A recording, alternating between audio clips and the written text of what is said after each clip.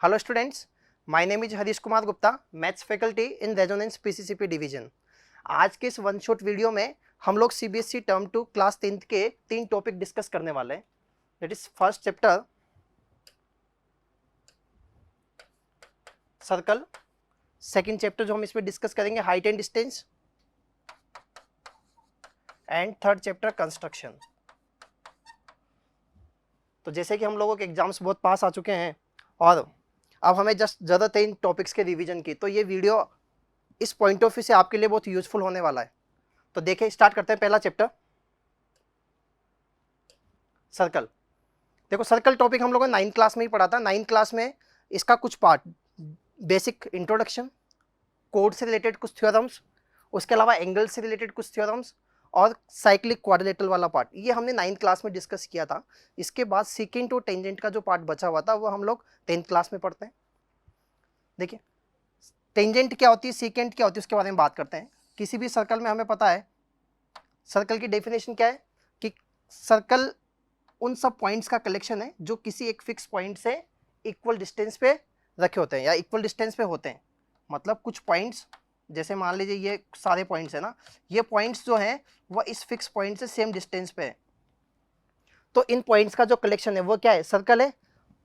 और ये जो फिक्स पॉइंट है ये क्या होता है, सेंटर ऑफ सर्कल। और ये जो फिक्स डिस्टेंस होती है इसको क्या बोलेंगे, रेडियस ऑफ सर्कल।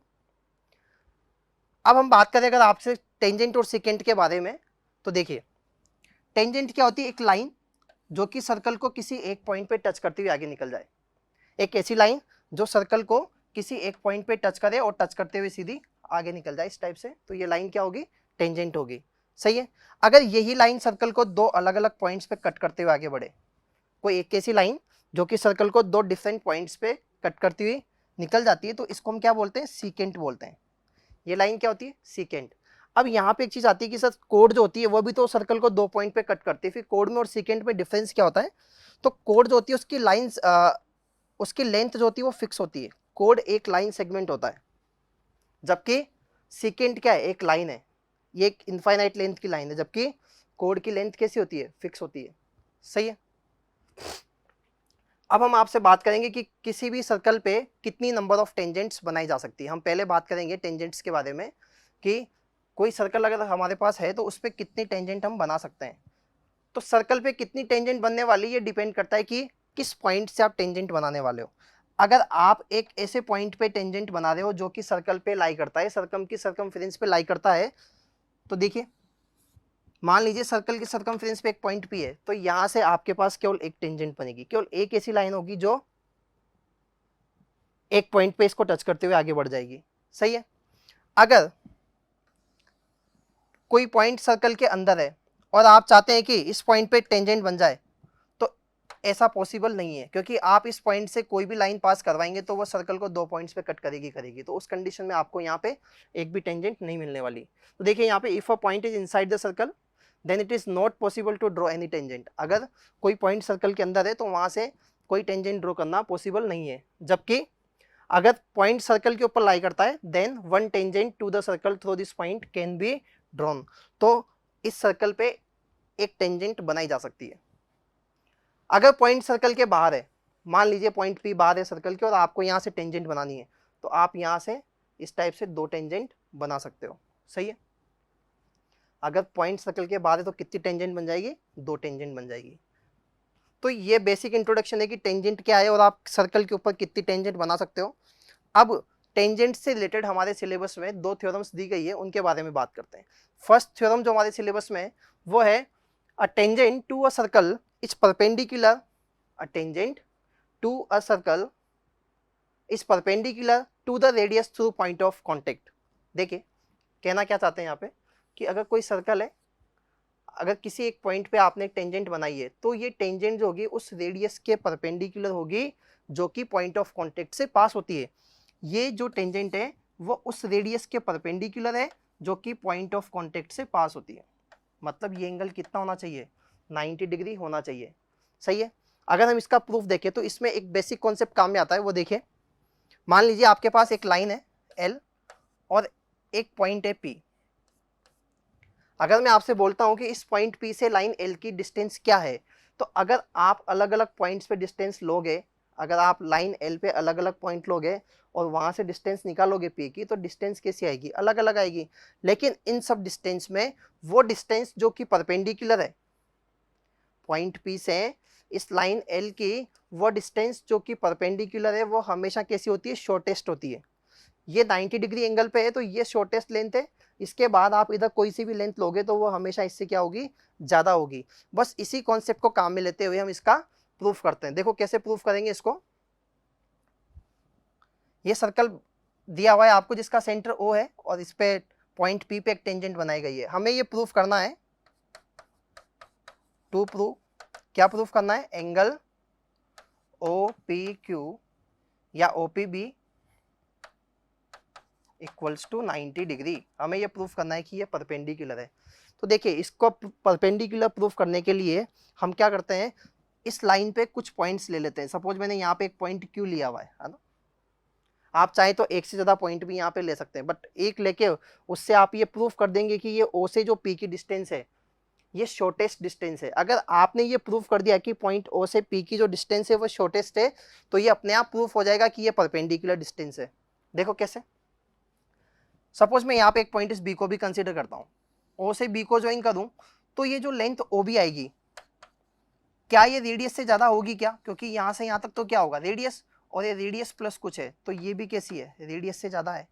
ऐसे अगर मैं ओ क्यू की बात करूँ तो ये भी कैसी लेंथ है, रेडियस से ज्यादा है।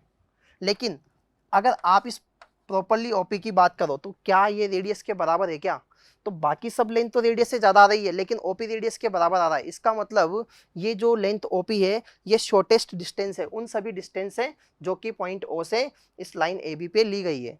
सही है, तो ओपी शॉर्टेस्ट डिस्टेंस है, इस वजह से हम ये बोल पाएंगे कि ओपी क्या होगी, परपेंडिकुलर होगी। अगर आपको इसका प्रूफ लिखना है तो देखिए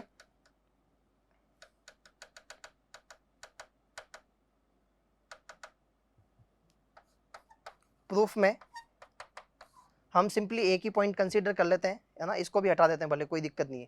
केवल इस पॉइंट क्यू को कंसीडर किया है मैंने यहाँ पे। तो यहाँ पे मैं क्या लिखूंगा कि O Q equals to O R plus R Q. अब ओ क्यू जो है वो O R plus R Q का सम है, या मैं इसको लिख दूं आर प्लस आर क्यू। तो यहाँ से लिखा जा सकता है कि ओ क्यू जो होगा वो आर से, ओ क्यू जो होगा वो आर से ज्यादा होगा या ओ आर से ज्यादा होगा। ओ क्यू जो है वो किससे ज्यादा होगा, ओ आर से ज्यादा होगा। और ओ आर जो है वो ओ पी के बराबर है क्या, क्योंकि O R and O P दोनों क्या है, रेडियस है। तो आपने यहाँ से ये प्रूफ कर दिया कि जो ओ क्यू लेंथ है वो ओ पी से ज्यादा है। अब आप इसके बाद दो लाइन लैंग्वेज की फॉर्म में लिख के इसको कंक्लूड कर सकते हो। इसमें लिख देंगे कि भाई distance OP is shortest among all distances from point O to the line AB. So OP distance will be perpendicular. So angle OPB या OPQ equals to 90 degree. Clear है। सेकेंड थ्योरम जो हमारे सिलेबस में है वो है the length of two tangents drawn from an external point to the circle are equal in length. देखिए second theorem क्या दी हुई है सिलेबस में कि किसी एक्सटर्नल पॉइंट से अगर आप सर्कल पे दो टेंजेंट ड्रॉ करें तो उनकी लेंथ आपस में बराबर होती है। किसी भी एक्सटर्नल पॉइंट से, मान लीजिए एक्सटर्नल पॉइंट पी है, यहाँ से आपने इस सर्कल पे ए और बी पॉइंट पे दो टेंजेंट ड्रॉ किए और इसका सेंटर है, तो आपको ये प्रूफ करना है कि जो टेंजेंट की लेंथ है P A and P B ये आपस में कैसी होगी, इक्वल होगी। तो इसको प्रूफ करने के लिए देखिए हम क्या करते हैं, इस टाइप से कंस्ट्रक्शन कर देते हैं। ओ से बी को मिला देते हैं, ओ से ए को मिला देते हैं एंड ओ से पी को ज्वाइन कर देते हैं। सही है। अब हमने एक चीज देखी है यहाँ पे कि अगर ये पी ए टेंजेंट है तो इस पॉइंट ऑफ कांटेक्ट को सेंटर से ज्वाइन करने वाली जो लाइन है या ये जो रेडियस है ये इस टेंजेंट के परपेंडिकुलर होगी।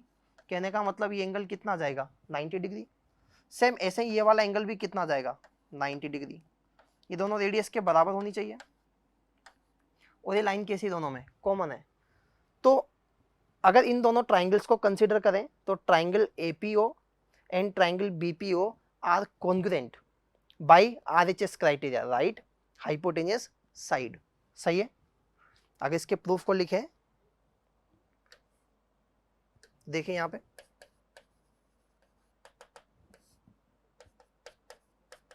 इन triangle APO and triangle BPO. Angle OPA equals to angle OAP।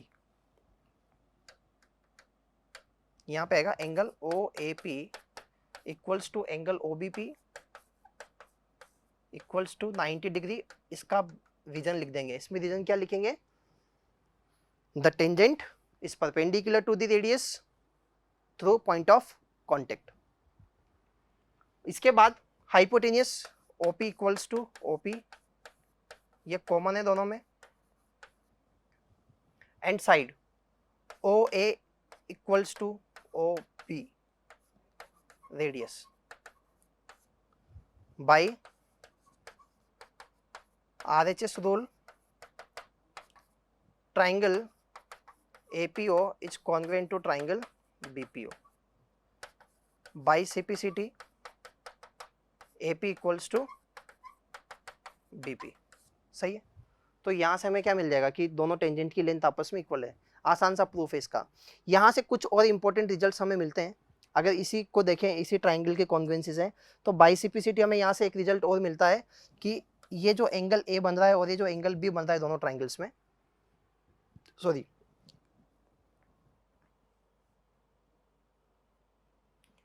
यहाँ पे देखिए, ये जो एंगल P बन रहा है और ये जो एंगल P बन रहा है दोनों आपस में इक्वल हैं। कहने का मतलब है कि ये जो दोनों एंगल्स हैं ये आपस में कैसे हैं?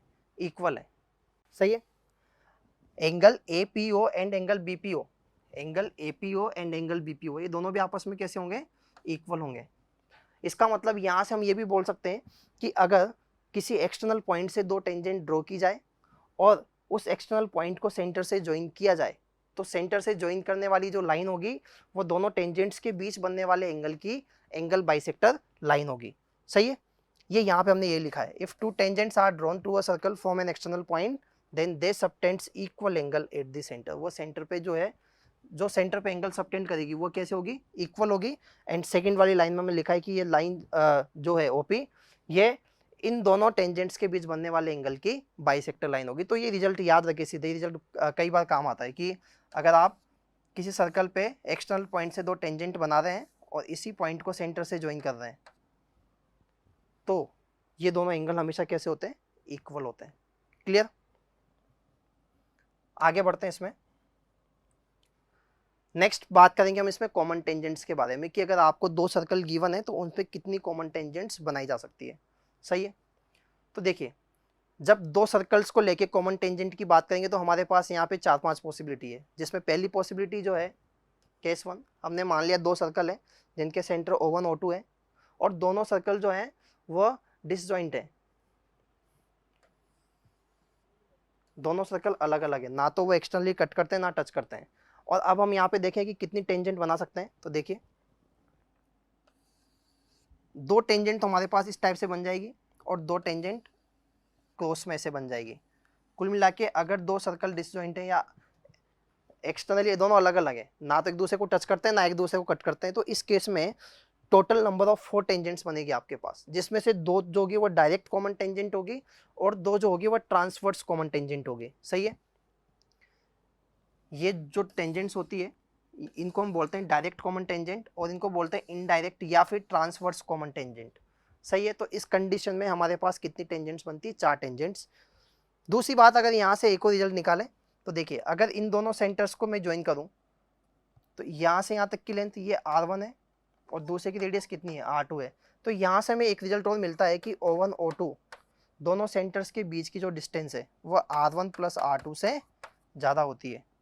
देखिए, ये R1 ये R2, तो R1 प्लस R2 तो इतना सा ही पार्ट है, जबकि O1 O2 ये पूरा पार्ट है। तो अगर दो सर्कल पे 4 टेंजेंट बनी हुई है या कोई भी दो सर्कल है उस पर 4 कॉमन टेंजेंट बनती है, तो यहाँ से एक रिजल्ट हमें मिलता है कि दोनों सेंटर्स के बीच की जो डिस्टेंस है वो हमेशा दोनों रेडियस के सम से ज़्यादा होगी। दूसरा केस लेते हैं जब दोनों सर्कल एक दूसरे को टच कर रहे हो। फर्स्ट केस में क्या था? दोनों सर्कल डिसजॉइंट थे। सेकंड केस में हमने क्या किया है? दोनों सर्कल को इस टाइप से बना दिया जब एक पॉइंट पे दोनों सर्कल टच कर रहे हैं। अब यहाँ पे देखें कि कॉमन टेंजेंट कितनी बनाई जा सकती है। तो देखिए दो टेंजेंट तो पहले की तरह बन जाएगी और एक टेंजेंट इस टाइप से बन जाएगी। तो हमारे पास इस केस में जो टोटल नंबर ऑफ टेंजेंट बनेगी वो कितनी होगी 3। प्लस यहाँ से अगर एक रिजल्ट निकालने की कोशिश करें रेडियस में और सेंटर्स के बीच डिस्टेंस में, तो हमें पता है यहाँ से यहाँ तक की जो डिस्टेंस है O1 O2 ये किसके बराबर आ जाएगी R1 प्लस R2 के। क्लियर है? तो कभी आपसे ये वाली कंडीशन देके पूछा जा सकता है कि नंबर ऑफ टेंजेंट्स कितनी होगी, या नंबर ऑफ टेंजेंट देके ऑब्जेक्टिव में आपसे इस टाइप की कोई चीज पूछी जा सकती है। नेक्स्ट केस लेते हैं जब दोनों सर्कल एक दूसरे को 2 पॉइंट पे कट कर रहे हो। इस बार दोनों सर्कल एक दूसरे को इस टाइप से कट कर रहे हैं। अब यहाँ पे अगर आपसे पूछी जाए नंबर ऑफ कॉमन टेंजेंट, तो देखिए दो टेंजेंट्स इस टाइप से बन जाएगी जैसे पहले बन रही थी। अब इनडायरेक्ट टेंजेंट यहाँ पे एक भी नहीं बनेगी, तो टोटल नंबर ऑफ टेंजेंट्स कितनी हमारे पास है यहाँ पे 2। दूसरी बात अगर रिजल्ट निकालें एक, तो देखो यहाँ से यहाँ तक की डिस्टेंस कितनी है O1 O2। अगर मैं इसको ज्वाइन कर दूं तो ये रेडियस R1 और इसको ज्वाइन कर दूं तो रेडियस कितनी है R2। अब हमें पता है किसी भी ट्राइंगल में 2 साइड का सम जो होता है वो थर्ड साइड से ज़्यादा होता है। कुल मिला के हम यहाँ पे ये बोल सकते हैं कि दोनों रेडियस का जो सम होगा वो दोनों सेंटर्स के बीच जो डिस्टेंस है उससे ज़्यादा होगा। इसमें ऑब्जेक्टिव में क्वेश्चन से बन जाता है कि मान लीजिए अगर दो सर्कल हैं और उनके ऊपर 3 कॉमन टेंजेंट बन रही है, तो बताइए वो सर्कल कैसे होंगे, इंटरसेक्टिंग होंगे, डिसजॉइंट होंगे, इंटरनली टच कर रहे होंगे, है ना। तो हम इन चीज़ों से रिलेट करके आंसर दे सकते हैं इसे। फोर्थ केस लेते हैं जब ये सर्कल इंटरनली टच कर रहे हो, एक सर्कल जो है वो दूसरे को इंटरनली टच कर रहा है।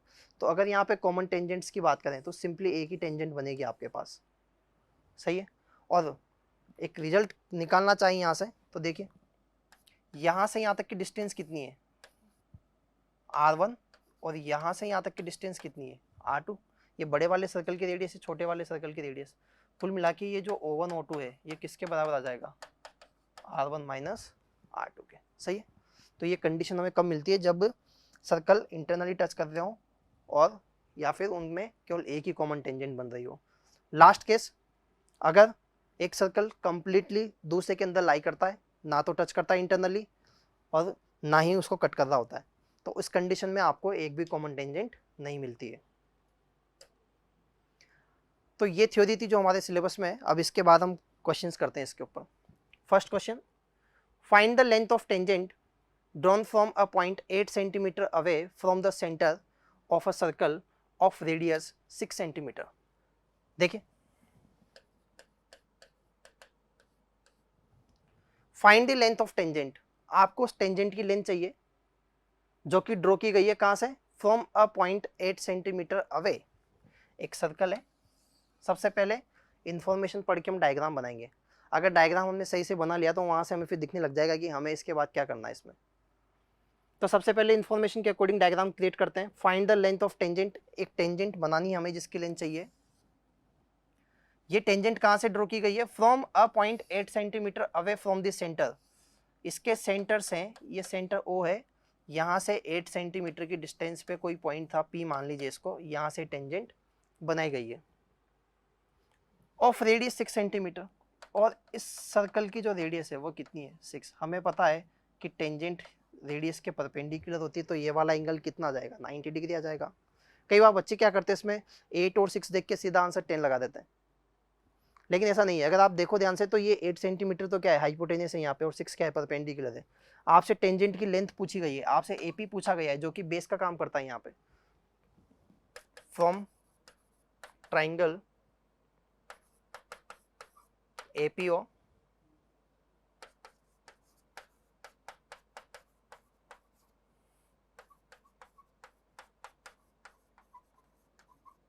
By Pythagoras theorem AO square plus AP square बराबर OP स्क्वायर।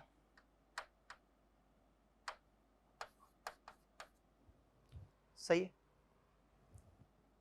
AO की लेंथ कितनी दे रखी है 6, AP आपको चाहिए एंड OP दे रखा है 8, तो AP स्क्वायर कितना आ जाएगा 64 माइनस 36 या 28। तो AP कितना आ जाएगा अंडर रूट 28। 2√7 सेंटीमीटर। अब बोर्ड में आपको किन चीज़ों का ध्यान रखना है? सबसे पहले यहाँ पे जैसे लेंथ दे गई है सेंटीमीटर में, तो जो लेंथ आ रही है आपकी, आप उसमें भी यूनिट लगा के आए, ऐसा नहीं है कि इसको डायरेक्ट छोड़ के आ जाएं। दूसरी बात, एक चीज़ हमेशा याद रखें कि कोई सा भी टॉपिक हो, आंसर हमेशा कंक्लूड करके आए एक लाइन में। आपने यहाँ तक लिख दिया तो इसके बाद एक लाइन लिख के आए, hence the length of tangent is this. सही है? तो उससे क्या है कि जब कोई भी जो कॉपी चेक करते हैं तो सीधा आंसर अगर दिख जाए ना हमें, या अगर आपने फाइनल आंसर लास्ट में लिखा हुआ है तो कंफ्यूजन नहीं होता कभी भी। तो हमेशा इस चीज़ का ध्यान रखें कि जो भी आंसर आपके आया है उसको लास्ट एक लाइन में जरूर लिख के आए। Next question, a quadrilateral is drawn to circumscribe a circle. एक क्वाड्रिलेटरल दिया हुआ है आपको जो कि एक सर्कल को सर्कमस्क्राइब करता है। मतलब इस टाइप से बना हुआ है, एक सर्कल जो है इसकी चारों साइड्स को टच करेगा।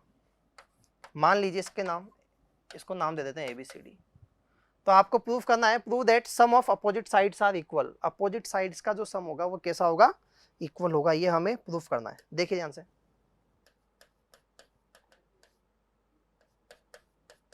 टू प्रूव, क्या प्रूफ करना है? कि अपोजिट साइड का सम बराबर है, मतलब AB प्लस CD जो है वो किसकी इक्वल है? AD प्लस BC के। AB प्लस CD किसके बराबर है? AD प्लस BC के। अब देखिए ध्यान से, अगर हम देखें ध्यान से तो ये पॉइंट A जो है वो इस सर्कल के लिए किसी एक्सटर्नल पॉइंट का काम कर रहा है जहां से ये दो टेंजेंट हो जाएगी। अगर मैं यहाँ नाम दे दूँ PQRS, तो इस पॉइंट A से AP एंड AS क्या होगी? टेंजेंट्स होगी। ऐसे B से BP एंड BQ क्या है? टेंजेंट से। C से CQ एंड CR भी क्या है? टेंजेंट से। तो इसको लिखेंगे कैसे?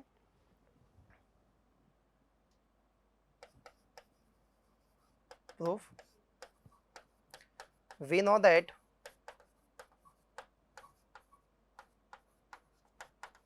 length of tangents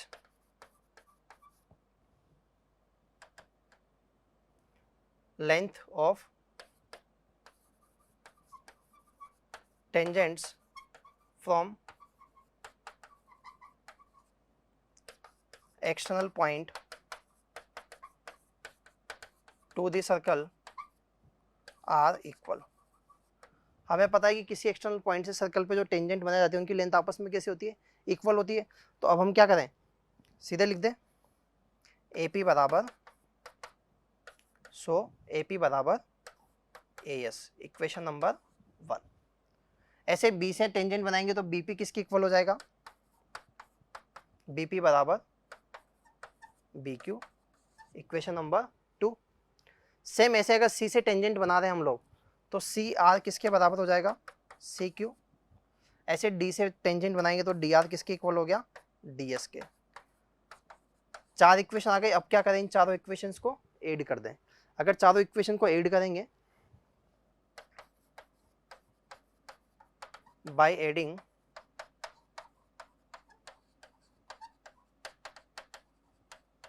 all 4 equations, we find that AP plus BP plus CR plus DR equals to AS plus BQ plus CQ plus DS। अगर इनको ऐड करें तो हमें पता है AP प्लस BP क्या बना देगा? AB। CR प्लस DR ये क्या बन जाएगा? CD। AS प्लस DS क्या बन जाएगा? AD। और वो क्या बन जाएगा? BQ। Hence proof.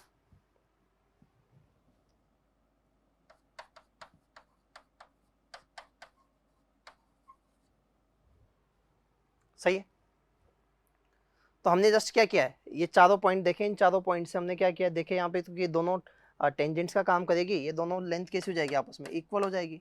ऐसे ही दोनों भी इक्वल, ये दोनों भी इक्वल, और ये दोनों लेंथ भी आपस में इक्वल। अपोजिट का जैसे सम करेंगे तो यहाँ से अगर देखें तो फर्स्ट सेकंड थर्ड फोर्थ, और इधर भी क्या रहा है? First second third fourth, length आपस में क्या जाएगी? इक्वल। नेक्स्ट क्वेश्चन देखते हैं इसका। In figure if angle AOB, ये जो एंगल AOB है वो कितना दिया हुआ है आपको 125, आपको प्रूफ करना है, सॉरी आपको एंगल COD फाइंड करना है, एंगल COD जो है आपको फाइंड करना है। अब यहाँ पे एक चीज देखें, अभी मैंने एक चीज बताई थी आप लोगों को जब सेकंड थ्योरम प्रूफ की थी कि अगर किसी एक्सटर्नल पॉइंट से सर्कल पे दो टेंजेंट बनाते हैं तो इस सेंटर को ज्वाइन करने वाली लाइन जो होती है वो एंगल बाइसेक्टर का काम करती है। अगर इसी कॉन्सेप्ट को काम मिले तो इसको आसानी से कर सकते हैं। देखो कैसे, अगर इस एंगल की बात करें तो ये कितना हो जाएगा a/2 और ये भी कितना हो जाएगा a/2। क्यों? क्योंकि एक्सटर्नल पॉइंट है, यहाँ से ये दो टेंजेंट है और ये सेंटर को ज्वाइन करने वाली लाइन है। सेम ये कितना हो जाएगा b/2 और ये भी कितना आ जाएगा b/2, ये c/2 d/2 और ये भी c/2। सही है। अब आपको एंगल AOB पता है और एंगल DOC चाहिए, तो इन दोनों ट्राइंगल्स में क्या करें, एंगल सम प्रॉपर्टी लगा दें।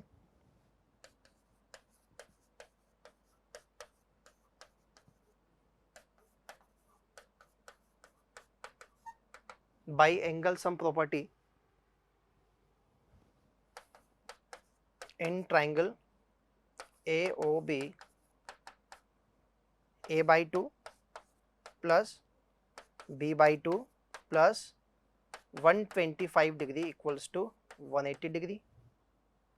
ऐसे ही इन ट्राइंगल COD, इस COD ट्राइंगल में अगर देखें तो c/2 plus d/2 plus angle COD बराबर 180 डिग्री। अब हम क्या करते हैं, इन दोनों इक्वेशंस को ऐड कर देते हैं, इन दोनों इक्वेशन को ऐड कर देते हैं। इसको इक्वेशन 2 बोल दो, इसको इक्वेशन 1 दे दो। By adding equation 1 and 2, 1 and 2 को जैसे आपने ऐड किया, देखिए ध्यान से a/2 plus b/2 plus c/2 plus d/2, इसके अलावा 125 प्लस एंगल COD बराबर कितना आ जाएगा 360 डिग्री। अब COD हमें चाहिए, ये हमें पता है, दिक्कत किसकी है a/2 b/2 c/2 and d/2 की। हमें पता है कि किसी क्वाड्रिलेटरल में चारों एंगल्स का सम कितना आता है 360। इसका मतलब a plus B plus C plus D तो कितना आ गया 360, तो इसका हाफ कितना आ जाएगा 180, तो इसकी जो वैल्यू आएगी वो कितनी आ जाएगी 180। तो 180 प्लस 125 प्लस एंगल COD बराबर 360। अगर इसको माइनस करें तो एंगल COD कितना आ जाएगा 180 माइनस 125 या 55 डिग्री। सही है। तो यहाँ से एक चीज़ हमें और सीखने को मिलती है कि एंगल COD प्लस 125 मतलब इन दोनों का जो सम आ रहा है ना वो 180 आ रहा है। तो ये दोनों एंगल्स हमेशा एक दूसरे के सप्लीमेंट होते हैं, ये एंगल्स हमेशा एक दूसरे के सप्लीमेंट होते हैं। इस रिजल्ट को आपसे सीधे सीधे इसको प्रूफ भी कराया जा सकता है कि अगर एक कोई क्वाड्रिलेटरल किसी सर्कल को सर्कमस्क्राइब करता है तो उसकी अपोजिट साइड सेंटर पे जो एंगल सबटेंड करेगी वो एंगल्स एक दूसरे के सप्लीमेंट होंगे। सही है। तरीका उसको प्रूफ करने का यही रहेगा। नेक्स्ट क्वेश्चन देखते हैं। PQR is a right triangle with PQ equals to 12.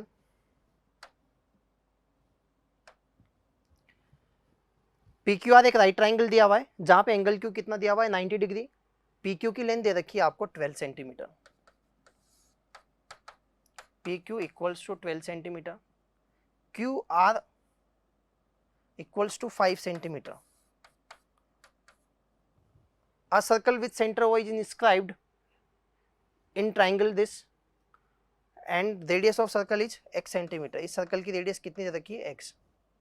Find the value of x, x की वैल्यू फाइंड करनी है। देखिए एक ट्राइंगल है राइट ट्राइंगल जिसमें एंगल Q 90 डिग्री है और दोनों लेंथ जो है वो आपको दे रखी है 12 एंड 5। आपको इस ट्राइंगल के अंदर जो इन सर्कल बन रहा है उसकी रेडियस फाइंड करनी है। चलो सीखते हैं क्या करेंगे इसमें। सबसे पहले तो हम ये वाली लेंथ फाइंड कर लेते हैं एक बार के लिए। सही है।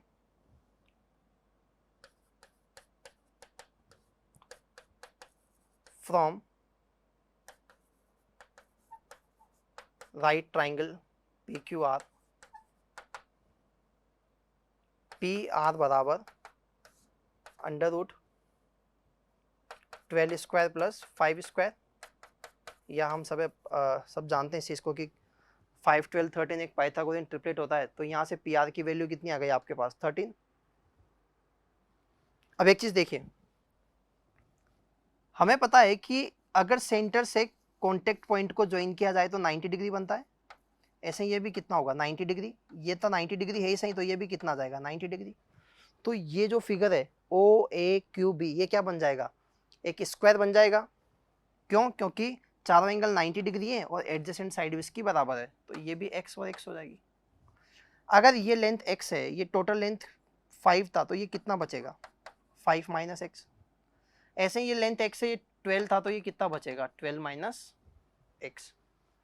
अब हमें पता है कि किसी एक्सटर्नल पॉइंट से टेंजेंट की लेंथ बराबर होती है, मतलब r से जो दोनों टेंजेंट होगी ये बराबर होगी। ये 5 माइनस एक्स है, तो ये भी कितनी आ जाएगी 5 माइनस एक्स। ये 12 माइनस एक्स है, तो ये भी कितना आ जाएगा 12 माइनस एक्स। अगर इन दोनों को ऐड किया जाए,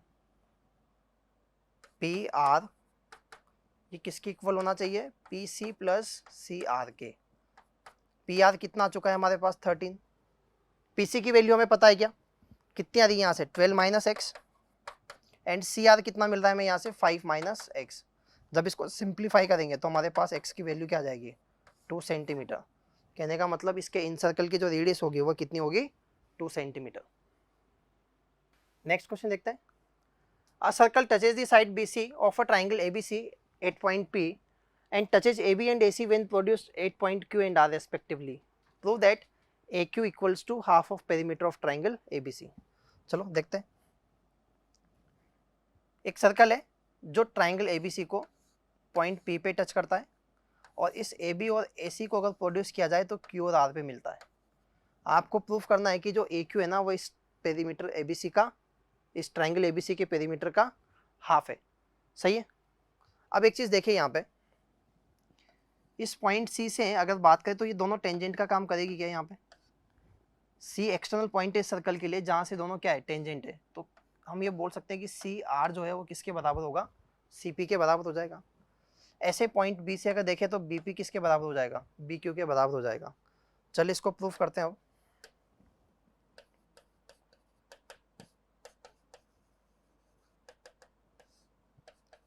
पेरीमीटर ऑफ ट्राइंगल ABC बराबर क्या लिखेंगे इसको AB plus BC plus CA। Perimeter of triangle ABC को क्या लिखें AB plus BC plus CA। एक काम करते हैं, इस BC को ना BP प्लस PC लिख देते हैं, या BP plus CP plus CA। अब हमने भी देखा है कि ये जो BP लेंथ है ये किसके बराबर होगी BQ के, तो इसकी जगह क्या लिखा जाए BQ। ऐसे ये CP की जगह क्या लिख दिया जाए CR प्लस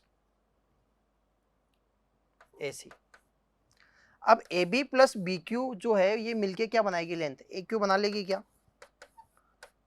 ऐसे CR प्लस AC ये मिलके क्या बनाएगी AR, क्योंकि हमें पता है कि पॉइंट A जो है ये भी इस सर्कल के लिए एक एक्सटर्नल पॉइंट है जहां से AQ एंड AR किसका काम करेगी टेंजेंट का। तो AQ एंड AR आपस में कैसी हो जाएगी इक्वल हो जाएगी। इस वजह से मैं इसको क्या लिख सकता हूँ ट्वाइस ऑफ AQ। कहने का मतलब AQ जो होगा वो क्या हो जाएगा half of perimeter of triangle ABC। सही है। नेक्स्ट क्वेश्चन देखते हैं। If radii of two concentric circles are 4 centimetre and 5 centimetre, दो सर्कल हैं और दोनों कैसे कॉन्सेंट्रिक सर्कल्स हैं। कॉन्सेंट्रिक सर्कल्स मतलब ऐसा सर्कल या ऐसे सर्कल जिसका सेंटर कैसा हो सेम हो। तो दो सर्कल हैं जिनकी रेडियाई 4 एंड 5 है और कॉन्सेंट्रिक है।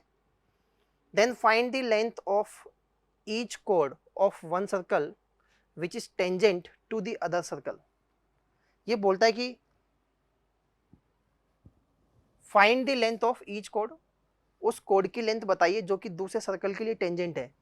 तो अगर मैं यहाँ पे टेंजेंट बनाऊंगा तो ये इस सर्कल के लिए कोड नहीं बन सकते। इसका मतलब पॉसिबिलिटी यही है कि इस वाले सर्कल पे एक टेंजेंट बनाई जाए ताकि ये बड़े वाले सर्कल के लिए किसका काम करे, कोड का काम करे। मैं मान लेता हूँ इसको ए बी। अब हमें इनकी रेडियस पता है, इस छोटे वाले सर्कल की रेडियस कितनी है 4 और इस बड़े वाले सर्कल की रेडियस कितनी है 5। हमें पता है कि अगर मैं यहाँ पे टेंजेंट बनाऊंगा तो इस रेडियस के परपेंडिकुलर होगी, तो यहाँ पे एंगल कितना बन जाएगा 90 डिग्री। आपको क्या चाहिए, find the length of code. इस कोड की लेंथ फाइंड करनी है, मतलब ए बी हमें यहाँ पे फाइंड करना है। बड़ा आसान हो गया है। तो इसको पॉइंट पी ले लें, ये सेंटर ओ है, तो इस ट्राइंगल अगर ओपी ए से देखें, इस ट्राइंगल ओपी ए से देखें तो क्या हमें एपी मिल जाएगा, यहाँ से क्या मिल जाएगा हमें एपी मिल जाएगा। और हमें पता है कि एपी का डबल ही किसके बराबर होगा, ए बी के बराबर होगा।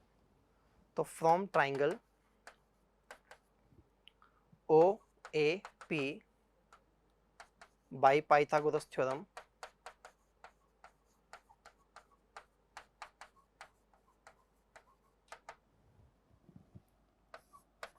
OP square plus AP square बराबर एओ स्क्वायर, या एपी बराबर कितना जाएगा under root AO square minus OP square, या 5 स्क्वायर माइनस 4 स्क्वायर, कितना जाएगा 3 centimetre, because A B equals to twice of A P. और ए पी की लेंथ हमारे पास आ चुकी है 3 सेंटीमीटर, इसका मतलब ए बी कितना जाएगा 6 सेंटीमीटर। क्लियर। नेक्स्ट क्वेश्चन देखते हैं इसमें। In figure common tangents A B and C D to two circles intersect at point E. देखिए ध्यान से, इसमें आपको गिवन है कि 2 सर्कल है और इनकी जो कॉमन टेंजेंट्स बनाई गई है ये कहाँ मीट करती है, पॉइंट ई पे मिलती है। ये पॉइंट ई दिया हुआ है। प्रूफ कीजिए कि ए बी और सी डी की लेंथ जो होगी वो बराबर होगी। टू प्रूव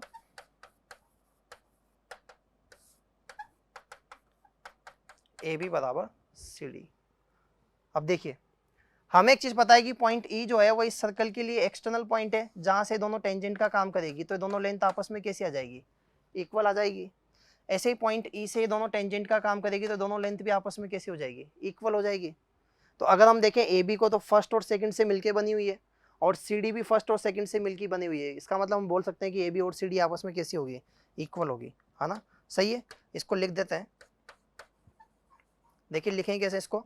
सबसे पहले आप क्या लिखोगे कि ये लेंथ इसके बराबर है और ये लेंथ इसके बराबर है। इसके पीछे रीजन क्या है कि टेंजेंट की लेंथ आपस में बराबर होती है, तो पहले वो स्टेटमेंट लिखेंगे हम जिसकी वजह से ये चीजें हो पा रही है। तो length of tangents from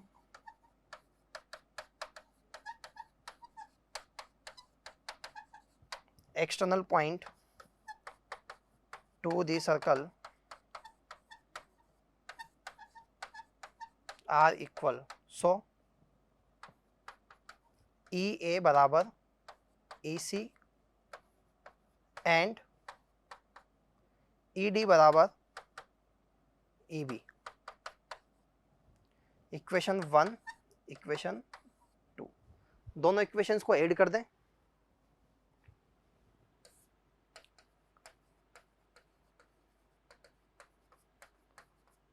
by adding equation 1 and 2 क्या लिखेंगे यहाँ से,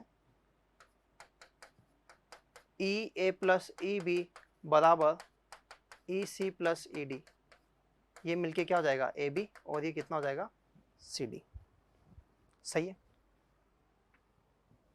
next, find the number of common tangents when the two circles are touch each other externally.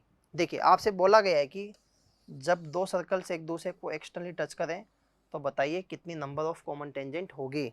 तो हमें पता है इस कंडीशन में कितनी टेंजेंट बनती है, हम डिस्कस कर चुके हैं पहले इस पॉइंट को।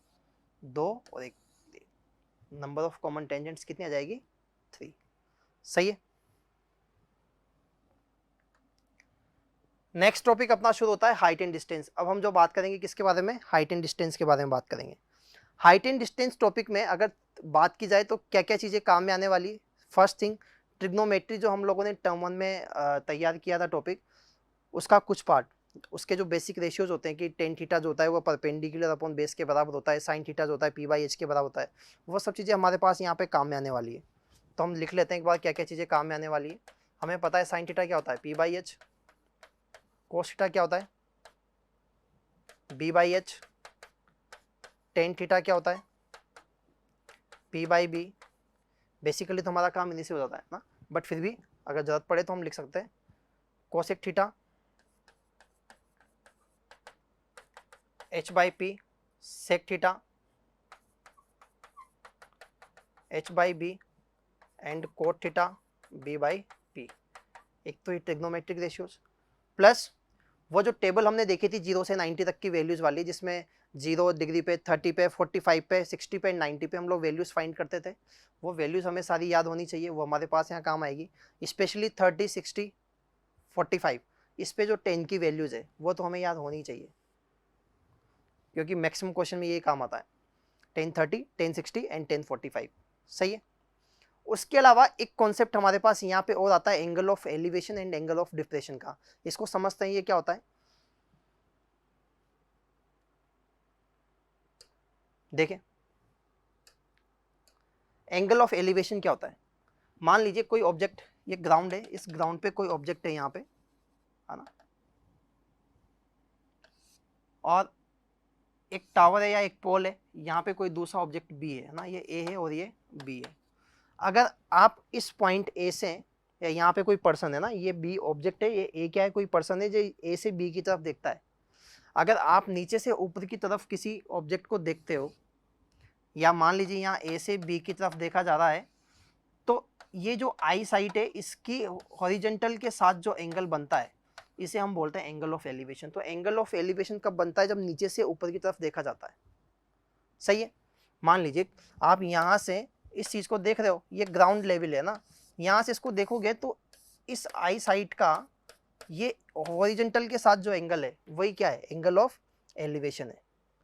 एंगल ऑफ डिप्रेशन क्या होता है, जब आप ऊपर से नीचे की तरफ देख रहे होते हैं। देखिए कैसे, मान लीजिए यहाँ पे कोई गाड़ी आ रही है और यहाँ पे एक पर्सन बी है, वो इसको देखता है, वो इसको ऑब्जर्व करता है। तो अगर बी यहाँ से इस गाड़ी इस ऑब्जेक्ट ए को ऑब्जर्व करता है तो वो इधर ऐसे देखेगा नीचे की तरफ। तो जब ये ऊपर से नीचे देखता है तो इसकी आई साइट का इसकी आईज के प्लेन के साथ, ना कि ये वाला एंगल, कई बच्चे गलतियां करते हैं इस चीज में, ये वाला नहीं, इस आई साइट का इस आईज के प्लेन के साथ जो एंगल बनेगा वो होगा एंगल ऑफ डिप्रेशन। तो एंगल ऑफ डिप्रेशन कब बनता है, जब ऊपर से नीचे की तरफ देखा जाता है, एंड एंगल ऑफ एलिवेशन कब बनता है, जब नीचे से ऊपर की तरफ देखा जाता है। क्लियर। बाकी इस पे क्वेश्चंस करते हैं सीधे। इस टॉपिक में सबसे मेन इंपॉर्टेंट चीज जो है वो है डायग्राम क्रिएट करना, डायग्राम बनाना। जो इन्फॉर्मेशन आपको गिवन है आप उसको अच्छे से रीड करके प्रॉपरली एक डायग्राम बना दीजिए। अगर आपने डायग्राम सही बनाया है तो 80% काम आपका वहीं हो गया। अगर डायग्राम सही बन गया तो फिर 80% चांसेस आपके वैसे हो गए कि आपका 100 मतलब क्वेश्चन आ जाएगा, आपको सॉल्यूशन मिल जाएगा उसका। सही है। अगर डायग्राम ही गलत कर दिया तो फिर तो 100% वो गलत ही होना है। देखो यहाँ पे लिखा हुआ है अ लेडर 15 मीटर लॉन्ग। एक लेडर है जिसकी लेंथ कितनी है, 15 मीटर है। Just reaches the top of a vertical wall. एक वर्टिकल वॉल है, लैंग्वेज पढ़िए ध्यान से, एक वर्टिकल वॉल है, एक लेडर जो है वो जस्ट इसको टच करती है। 15 metre long, just reaches the top of the vertical wall. ये टॉप मान लो इस वॉल का, इसको जस्ट टच करती है। तो वॉल, एक लेडर जो होगी वो ऐसे होगी। ये लेडर जो है इसकी लेंथ कितनी है, 15 मीटर, और ये इस वॉल के टॉप को जस्ट टच करती है। यहाँ मान लीजिए पॉइंट ए है, इसको पॉइंट पी बोल दीजिए। If the ladder makes the angle of 60 degree with the wall. देखिए यहाँ पे लिखा हुआ है साफ कि ये लेडर जो है इस वॉल के साथ 60 डिग्री का एंगल बनाती है, ना कि ग्राउंड के साथ। अगर ग्राउंड के साथ बोला जाता तब तो हम यहाँ बनाते। इसने बोला है कि ये जो लेडर है वॉल के साथ कितना एंगल बनाती है, 60 डिग्री का। तो वॉल की हाइट क्या होगी, इस वॉल की हाइट को क्या मान लीजिए आप, h मान लीजिए। इसको नाम दे देते हैं पॉइंट बी। अब एक बात बताओ, आपको ये वाला एंगल पता है, अगर इस एंगल की बात करें तो इसके रेस्पेक्ट में आपको बेस पता है, और हाइपोटेनियस पता है। जब बेस और हाइपोटेनियस पता होती है तो कौन सा रेशियो लगता है हमारे पास, कोस थीटा, क्योंकि कोस थीटा क्या होता है, बेस अपॉन हाइपोटेनियस। सॉल्यूशन देखते हैं इसका। इन ट्राइंगल ABP, अच्छा एक और चीज, जब भी आप सॉल्यूशन लिखें इसका, जब भी आप इसका एग्जाम में सॉल्यूशन लिखें तो जो चीजें आप अज्यूम कर रहे हैं ना उनको लिख दीजिए, है ना, उनको लिख दीजिए। मान लीजिए कि आपने से इस वॉल की लेंथ को क्या माना, हाइट को क्या माना, h माना है, तो इसको लिख दीजिए, late assume the height of wall is h, सही है, एंड लेडर P है, makes an angle with wall 60 degree. तो उस टाइप से आप थोड़ा सा जो भी चीजें अज्यूम कर रहे हो, एक्स वाई जो भी मान रहे हो ना, उसको आप लिख दो, पहले से मेंशन कर दो कि आपने किस चीज को क्या अज्यूम किया है। तो in triangle ABP cos 60 degree लगा देते हैं। इस वाले एंगल के लिए बात करें तो बेस क्या हो जाएगा, AB, एंड हाइपोटेन्यूस क्या हो जाएगी, AP। cos 60 की वैल्यू क्या होती है, 1/2। AB की लेंथ हमारे पास h जो हमें चाहिए, एंड AP हमें पता है 15, तो यहाँ से h कितना जाएगा, 15/2 या 7.5। अच्छा, लेंथ में जो भी यूनिट दी गई है उसको काम में ले लो, मीटर, है ना, तो इसको भी क्या लिख दें हम, मीटर, सही है। अब लास्ट फाइनली एक आंसर, एक लाइन में आंसर कंक्लूड कर देंगे कि hence the height of wall is 7.5 metre. Answer पे हमेशा ब्लॉक बना दो, आंसर को हमेशा हाईलाइट करो। Next, find the angle of elevation of the sun when the shadow of a pole is equals to the height of pole. देखिए question में दिया गया है कि एक पॉल है और इस पॉल की जो शेडो बनती है ग्राउंड पे, देखिए शेडो क्यों बनेगी, क्योंकि यहाँ से सनलाइट जो आने वाली होगी वो इसकी वजह से, जो सनलाइट रुकेगी उसकी वजह से इस वाले पोर्शन पे इसकी शेडो बनेगी। अगर ये पॉल है, इसको नाम दे देते हैं AB, ये सन से जो लाइट आ रही है इसकी वजह से, इस पॉल AB की वजह से इसकी जो शेडो बनेगी वो ये BC बनेगी यहाँ पे। अब आपको बोला गया है कि इस सन का एलिवेशन कितना होगा, मतलब ये वाला एंगल आपको चाहिए, ये सन का एलिवेशन कितना होगा यदि shadow of pole is equals to the length of pole, ये जो BC है वो किसके बराबर आ जाए, AB के बराबर आ जाए। तो आपको गिवन क्या है यहाँ पे, AB बराबर BC, और आपको ये वाला एंगल थीटा चाहिए, तो एक काम करें, टेन थीटा लगा दे। क्यों, क्योंकि आपको बेस और परपेंडिकुलर के बारे में कुछ इंफॉर्मेशन है। टेन थीटा क्या हो जाएगा, perpendicular upon base AB upon BC। आपको पता है AB एंड BC आपस में इक्वल है, तो टेन थीटा की वैल्यू कितनी आ गई, 1। अब टेन थीटा 1 कब होता है, जब थीटा की वैल्यू 45 डिग्री हो। इसका मतलब जो सन का एलिवेशन होगा यहाँ पे वो कितना जाएगा, 45 degree. Next question, on a straight line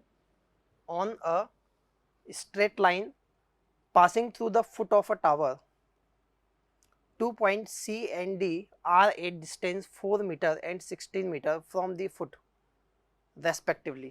अब देखिए ध्यान से क्या बोलना चाह रहा है यहाँ पे, ऑन अ स्ट्रेट लाइन, एक स्ट्रेट लाइन है, passing through the foot of a tower, एक टावर है, इसका फुट ही है, यहाँ से एक लाइन पास हो रही है, इसको नाम दे दो टावर को AB। एक लाइन है जो कि कहां से पास हो रही है, किसी टावर के फुट से। 2 point C and D are at distance 4 and 16 from the foot respectively. 2 points हैं C and D। C की जो डिस्टेंस है वो इस फुट से कितनी है, 4 मीटर, और इस D की जो डिस्टेंस है वो कितनी है, 16 metre. If the angle of elevation from C and D of the top of tower are complementary, अगर इस पॉइंट C और D से इस टावर के टॉप का जो एलिवेशन है, मतलब यहां से जब टॉप की तरफ देखोगे तो जो ये एंगल बनेंगे वो आपस में कॉम्प्लीमेंट्री हैं, मतलब अगर एक थीटा है तो दूसरा कितना जाएगा, 90 माइनस थीटा। तो इसकी हाइट फाइंड करनी है आपको। मान लीजिए हाइट कितनी है, h। तो जब इसका सॉल्यूशन लिखेंगे तो क्या लिखेंगे, सबसे पहले लेट हाइट ऑफ टावर या height of tower A B is h metre, distance from foot point B, distance of point C and D are 4 and 16 metre, या लिख दो शॉर्ट में BC equals to 4 and BD equals to 16 metre. Now in triangle ये angles theta and 90 minus theta मान लिया आपने, क्यों, क्योंकि एंगल्स कैसे दिए हुए थे, कॉम्प्लीमेंट्री थे। तो आपके पास दो राइट ट्राइंगल बन गया अब यहाँ पे, एक ये छोटा वाला ट्राइंगल और एक ये बड़ा वाला ट्राइंगल। इन दोनों ट्राइंगल्स को यूज लेते हुए आपको किसकी वैल्यू निकालनी है, h की।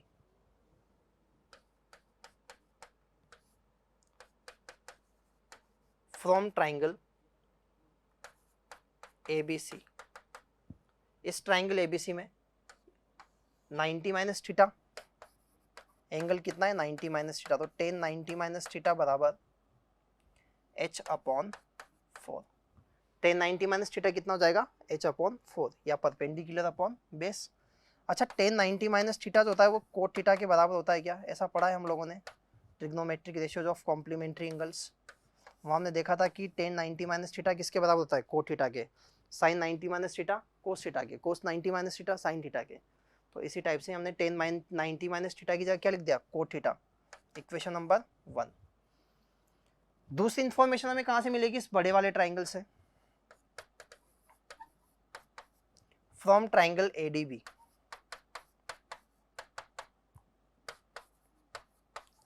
tan थीटा कितना हो जाएगा, AB अपॉन BD या h अपॉन 16। तो tan थीटा कितना हो गया, h अपॉन 16, इक्वेशन नंबर 2। अब हमें पता है कि tan और कोट जो होते हैं वो एक दूसरे के रेसिप्रोकल होते हैं, tan और कोट एक दूसरे के रेसिप्रोकल होते हैं। मतलब मैं ऐसा लिख सकता हूँ tan इंटू कोट थीटा बराबर 1, सही है, या tan बराबर 1 अपॉन कोट थीटा। तो कोट थीटा और tan थीटा की वैल्यू रख देते हैं यहाँ से। tan थीटा कितना आ गया, h अपॉन 16, और ये कितना आ गया, h अपॉन 4 बराबर 1। तो h स्क्वायर बराबर 64, h की वैल्यू क्या जाएगी, 8 मीटर। h कितना जाएगा, 8 मीटर, सही है। तो इसको कभी जनरलाइज फॉर्म में भी दिया जा सकता है, आपको बोला जा सकता है कि कोई भी दो पॉइंट्स हैं ग्राउंड पे जो कि A डिस्टेंस और B डिस्टेंस पे है, और एंगल्स जो बनते हैं यहाँ से वो कॉम्प्लीमेंट्री बनते हैं, तो हाइट बताइए। तो हाइट क्या हो जाएगी, अंडर रूट AB के बराबर हो जाएगी। यहाँ से क्या है, A और B, तो h स्क्वायर किसके बराबर आ गया, AB के, या h बराबर अंडर रूट AB। यहाँ से अगर डेटा दिया हुआ था 416, तो आंसर क्या आ गया हमारे पास, 8 मीटर। नेक्स्ट क्वेश्चन देखते हैं। At a point 820 metre above the level of water in a lake. अब ध्यान से देखना, अच्छा क्वेश्चन है। एक लेक है यहाँ पे,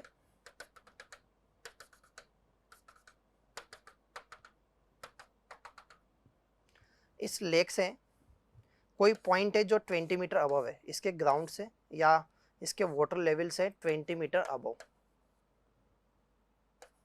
ए at a point A 20 metre above the lake, the angle of elevation of a cloud is 30 degree. कोई क्लाउड है यहाँ पे, मान लो कोई क्लाउड है, इसका जो एंगल ऑफ एलिवेशन बन रहा है वो कितना बन रहा है, 30 डिग्री। एक पॉइंट ए जो कि इस वाटर लेवल से 20 मीटर अबव है, यहां से किसी क्लाउड का जो एंगल ऑफ एलिवेशन आ रहा है वो कितना आ रहा है, 30 डिग्री आ रहा है। The angle of depression of the reflection of the cloud in the lake, the angle of depression of the reflection of the cloud in the lake at A is 60 degree. अब आगे बोला गया है कि इसी क्लाउड का इस lake में, इस वाटर में जो रिफ्लेक्शन बनता है उसका angle of depression point A से जो बनता है वो 60 डिग्री है। जरा देखिएगा ध्यान से, हमें पता है कि ये जैसे वाटर लेवल है और यहाँ से कोई ऑब्जेक्ट 10 मीटर पे है, तो इसका जो रिफ्लेक्शन बनेगा वो कहाँ बनेगा, 10 मीटर डेप्थ में बनेगा। जितना हाइट पे कोई ऑब्जेक्ट है उसका रिफ्लेक्शन उतनी ही ज़्यादा डेप्थ में बनता है। तो अगर मैं यहाँ से बात करूँ इस क्लाउड के लिए, तो इस क्लाउड का जो रिफ्लेक्शन बनेगा इस वाटर में यहाँ कहीं बनेगा, और इस रिफ्लेक्शन का जो एंगल ऑफ डिप्रेशन दिया हुआ है आपको वो कितना दिया हुआ है, 60 डिग्री। अब एक चीज देखो, ये यहाँ से यहाँ तक की लेंथ 20 है, तो यहाँ से यहाँ तक की लेंथ भी कितनी हो जाएगी, 20। इसको कुछ मान लीजिए आप h। तो वाटर लेवल से इस क्लाउड की हाइट कितनी है 20 प्लस h, तो इसकी डेप्थ भी कितनी होगी रिफ्लेक्शन की 20 प्लस h। अब आपको find the distance of the cloud from A से इस क्लाउड की डिस्टेंस चाहिए, मतलब आपको ये वाली डिस्टेंस चाहिए। अब ये वाली डिस्टेंस हमें कब मिलेगी, जब पहले किसकी वैल्यू निकालें, h की वैल्यू निकाल लेते हैं। अगर h हमें मिल गया तो फिर इसकी वैल्यू भी मिल जाएगी। इसको थोड़ी देर के लिए x मान लेते हैं, सही है।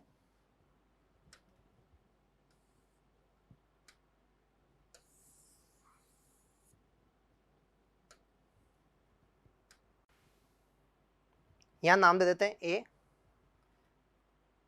इसको नाम दे देते हैं b, यहां c लिख देते हैं, यहां लिख देते हैं d, सही है। तो from triangle ABC tan 30 degree कितना हो जाएगा h upon x, h upon x perpendicular upon base. tan 30 की वैल्यू पता है हमें 1/√3 होती है, तो x की वैल्यू कितनी आ जाएगी यहाँ से h√3, इक्वेशन नंबर 1। ऐसे एक दूसरा ट्राइंगल कौन सा लेंगे, ये वाला triangle ABD।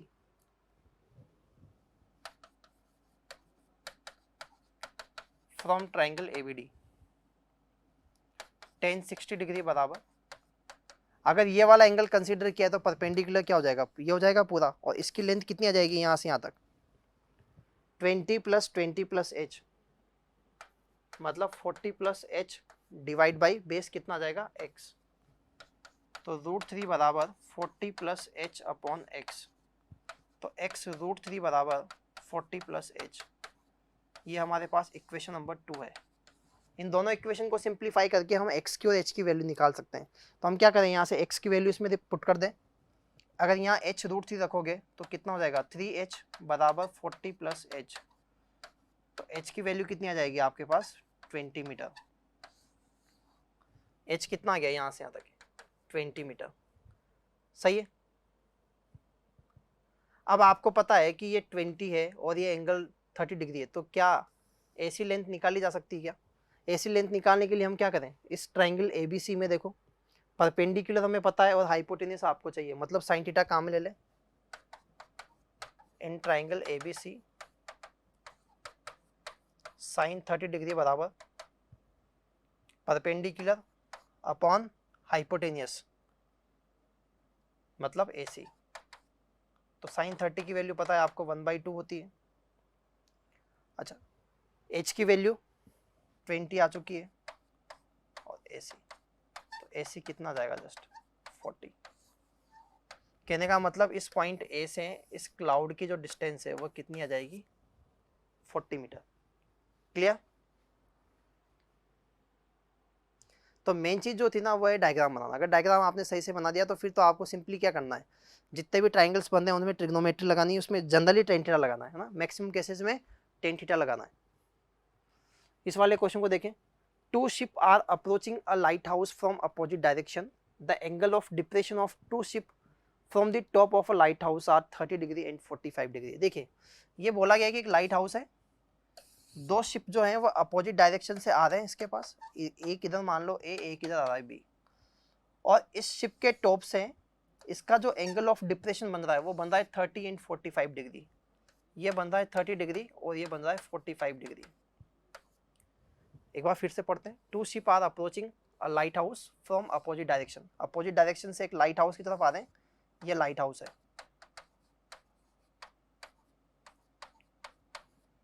The angle of depression of two ship from the top of lighthouse, इस लाइट हाउस के टॉप से जो एंगल ऑफ डिप्रेशन बन रहे हैं वो कितने बन रहे हैं 30 एंड 45 डिग्री।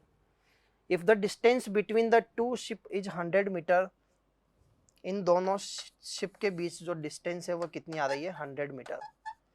तो आपको बताना है कि इस लाइट हाउस की हाइट क्या होगी। मान लीजिए ये हाइट h है, इसको x मान लीजिए, तो ये कितना आ जाएगा 100 माइनस एक्स।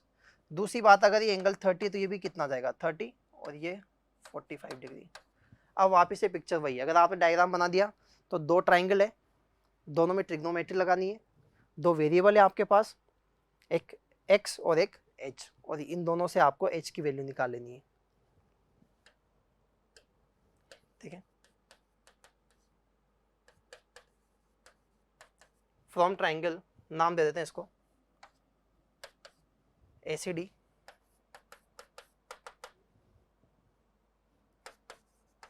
tan 30 डिग्री बराबर h अपॉन x, तो √3h बराबर x, इक्वेशन नंबर 1। दूसरा ट्राइंगल ले लेंगे, वो ट्राइंगल BCD,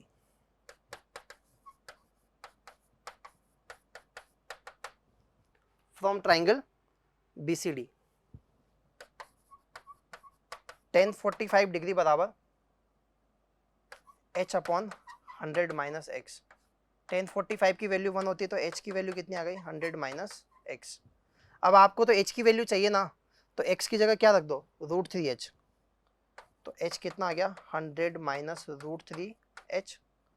थोड़ा सा और कैलकुलेट करेगा इसको, तो हमें यहाँ से क्या मिल जाएगा, √3 प्लस 1 इंटू h, ये इधर चला जाएगा क्योंकि इक्वल्स टू 100, तो h की वैल्यू कितनी आ गई, 100 अपॉन √3 प्लस 1। इसको रेशनलाइज कर लें, दोनों साइड √3 माइनस 1 से ऊपर नीचे मल्टीप्लाई कर देते हैं, तो इससे आपको क्या मिल जाएगा, जस्ट 50 इंटू √3 माइनस 1।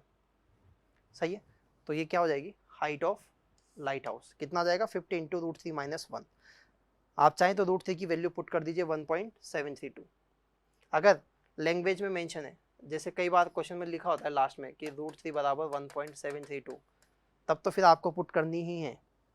अगर नहीं लिखा होता है तो एक बार के लिए आप फिर भी उसको रूट में छोड़ दीजिए, रेशनलाइज तो करना है आपको, बाकी अगर वैल्यू लिखी हुई है तो फिर आपको पुट करनी है उसमें।